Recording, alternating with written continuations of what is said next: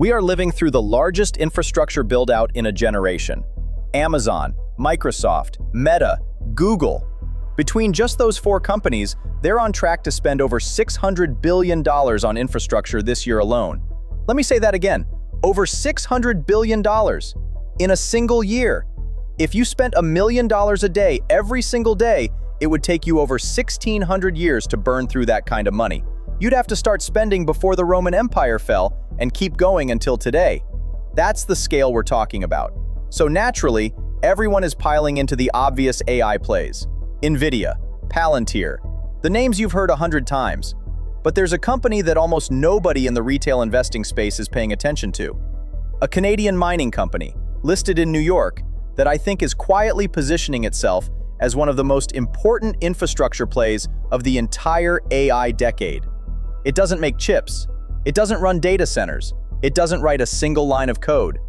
But without this company, and companies like it, every AI data center in the United States goes dark. This company is Cameco Corporation, ticker CCJ, and today we're doing a full deep dive. At the Asymmetry, we cover US markets with a focus on asymmetric opportunities, defined downside, serious upside that the crowd isn't looking at. This is one of them. We're going through the business, the thesis, the financials, the valuation, including where I think the market has it wrong right now, and the risks you need to understand before you put a single dollar into this. Let's get into it. Here's the problem at the center of this entire thesis. AI is not just computationally expensive, it is physically expensive. The infrastructure you need to run large language models, to train the next generation of AI, to handle billions of queries every day, it eats enormous amounts of electricity. Goldman Sachs projects that data center power demand will increase 175% by 2030 from 2023 levels. That's the equivalent of an entire top 10 power-consuming nation appearing on the global power grid out of thin air in 7 years. Now, most people hear that and immediately jump to solar and wind. And for a lot of applications, that's the right answer. But data centers have one requirement that solar and wind simply cannot meet. They need power 24 hours a day, 7 days a week, 365 days a year, not sometimes, all of the time. Think about what happened in October 2025. AWS went down for 15 hours. Ookla recorded over 17 million outage reports across more than 3,000 organizations. Snapchat went dark. Amazon's own website went down. Ring doorbells stopped working. Disney+, Fortnite, Reddit, Coinbase, all offline. Then, 9 days later, Microsoft Azure followed with its own roughly 8-hour outage. Outlook, Teams, Xbox, Costco, Starbucks, Alaska Airlines, all knocked out. And that was 2025, before AI became deeply embedded in critical infrastructure.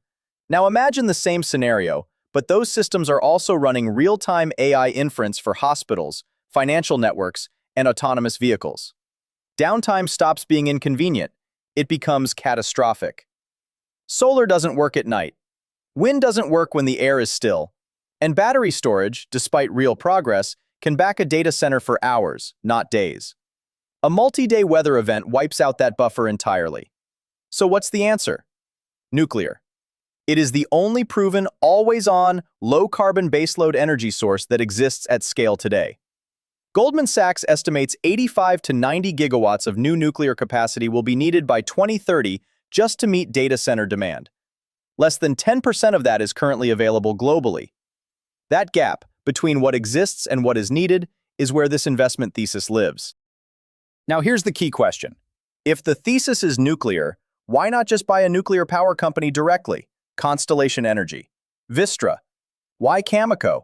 This is the most important thing to understand about this investment. Cameco doesn't operate nuclear reactors. It doesn't generate electricity. It doesn't sign power purchase agreements with data centers. What Cameco does is supply the uranium that goes into those reactors. Think about the California gold rush. The people who got consistently rich weren't always the miners. Often it was the people selling picks and shovels to every miner, regardless of which miner struck gold. Cameco is the picks and shovels play on the nuclear renaissance. Every reactor that gets built, regardless of which utility operates it, regardless of which hyperscaler signs the power deal, needs uranium. and Cameco is one of the largest uranium suppliers in the Western world. Cameco's mines sit in Saskatchewan, Canada, specifically the Athabasca Basin. These are the highest-grade uranium deposits anywhere on the planet. We're talking ore grades that are, in some cases, 100 times higher than the global average. That translates directly into lower production costs, stronger margins, and a structural cost advantage that competitors simply can't replicate. They're the world's second-largest uranium producer. They've got around 230 million pounds of uranium committed under long-term supply contracts, with roughly 28 million pounds delivered annually over the next 5 years. And here's what makes those contracts so valuable. They lock in price. If the uranium spot price crashed to $50 tomorrow, Cameco would still deliver its contracted book at 85 to 89 Canadian dollars per pound. That revenue is already secured. It doesn't move with the daily spot market. That kind of earnings visibility is rare in mining. Most commodity producers live and die by the spot price. Cameco doesn't, at least not for the majority of its current output. Now I want to talk about the part of Cameco's story that most investors completely overlook, and I think it's the single most important factor in the entire thesis. In November 2023, Cameco, alongside Brookfield Asset Management, completed the acquisition of a 49% stake in Westinghouse Electric Company. If you don't know Westinghouse, here's what you need to know. Westinghouse is the dominant Western nuclear reactor technology company. Their AP1000 reactor is the standard design for new Western nuclear builds. When utilities in the US, Europe, or Japan want to build a new nuclear reactor, they are almost certainly using Westinghouse technology components or services. You cannot build the Western nuclear renaissance without Westinghouse. That's not a marketing claim. That is the current state of the industry. In October 2025, Cameco, Brookfield, and Westinghouse entered into a strategic partnership with the United States government. The deal involves at least $80 billion in new nuclear reactor construction, government-arranged financing, accelerated permitting, full institutional backing. Let that sink in. $80 billion. Government-backed. This isn't a letter of intent. This is the US government putting its institutional weight behind a specific nuclear technology, and Cameco owns 49% of the company at the center of it. There's also an IPO trigger built into the deal. If by January 2029, Westinghouse's expected valuation reaches $30 billion or more, the US government can require a public listing. At that number, Cameco's 49% stake alone would be worth roughly $14.7 billion. For context, Cameco's entire market cap right now is around $49 billion. The Westinghouse stake could represent 30% of the company's total value, and most analyst models aren't fully pricing it in. On top of all this, the current US regulatory environment for nuclear is the most favorable it's been in decades. Executive orders have streamlined the approval process. The Nuclear Regulatory Commission has been given an 18-month deadline to act on applications. A pilot program for experimental reactors is targeting a July 4, 2026 launch date, which is either intentional symbolism or a remarkable coincidence. And this is bipartisan. Energy security is one of the few issues where both parties are actually aligned. That tailwind isn't going away with the next election. But demand is only half the story. Let's talk supply, because what's happening on that side is equally compelling. In 2024, global uranium production met only 90% of global demand. The remaining 10% was drawn down from stockpiles that have been building up since the post-Fukushima slowdown.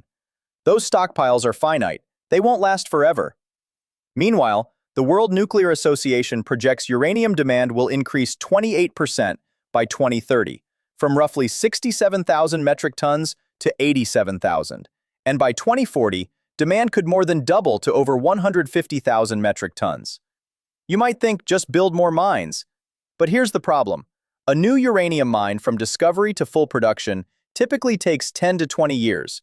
Permitting, environmental review, construction, production ramp-up. You can't just turn the supply tap on because prices went up. It doesn't work like that. There's also a geopolitical angle that matters. The majority of global uranium production is concentrated in Kazakhstan and Russia. For obvious reasons, Western utilities are now actively looking to reduce their dependence on those sources. Cameco's assets in stable, Western-aligned Canada are worth more in that environment. The geopolitical premium on Western uranium supply is real, and it's growing. A compelling thesis isn't enough. The investment lives or dies on the numbers. So let's look at them honestly. In 2025, Cameco reported revenue of 3.48 billion Canadian dollars, up 11% year over year. Net earnings came in at 589 million Canadian dollars. That's up 243% year over year. Now hold on before you anchor on that 243%. That growth isn't a run rate. It reflects a specific, one-time dynamic. Higher-priced long-term contracts replacing older, lower-priced legacy contracts signed back when the uranium market was depressed after Fukushima. It's a real improvement in earnings power, but it's not going to compound at that rate going forward. For 2026, analyst consensus is around 52% earnings growth. Still strong, but the trajectory is decelerating, something to keep an eye on. One more thing on 2026.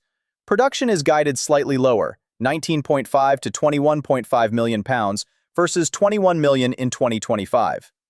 The contracted book protects current pricing on committed volumes. But as those contracts eventually expire and get repriced, if spot uranium stays soft, the long-term earnings growth story gets more complicated. The contracted book is a floor, not a ceiling. Balance sheet. Approximately $1.2 billion cash against roughly $1 billion in debt. Net cash positive, modestly. Not a concern, but not a fortress either. All right, here's where I want to spend some real time. Because this is where the most interesting analysis lives, and where the valuation gets complicated. You can't value Cameco with a simple P/E ratio or a single discounted cash flow model. It has two fundamentally different value drivers that need to be valued separately. This is called a sum of parts analysis. The core business. Using 2026 projected earnings of roughly 896 million Canadian dollars and a multiple of 22 to 28 times, justified given the contracted revenue, Tier 1 assets, and market position, you get a core business value of roughly $12.5 to $15.9 billion. The Westinghouse stake.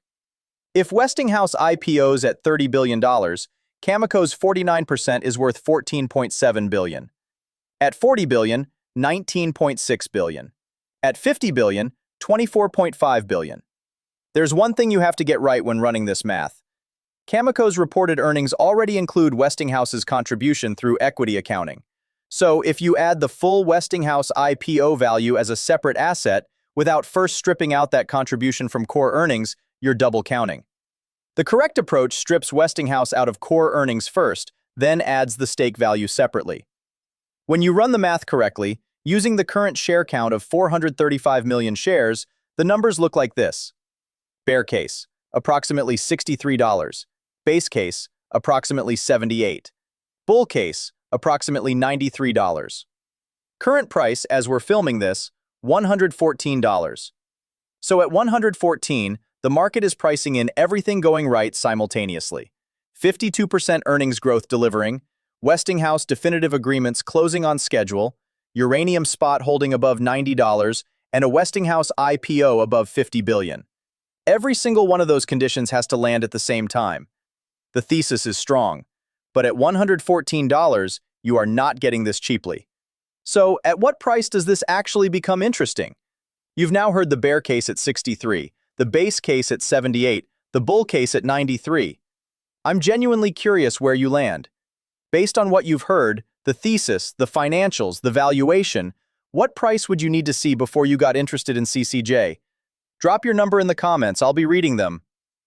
The catalyst for a pullback could be broader market deleveraging, a uranium price dip, or AI sentiment reversing. None of those scenarios would break the thesis. All of them could create an entry point worth taking seriously. Every honest investment analysis has a risks section. Here's mine. Uranium spot price softness. 2025 was essentially flat for uranium spot, despite a very bullish macro backdrop. Utilities are slow to sign new contracts. The contracted book protects Cameco's current earnings, but those contracts eventually expire. If spot stays soft when it comes time to reprice, the long-term earnings story weakens.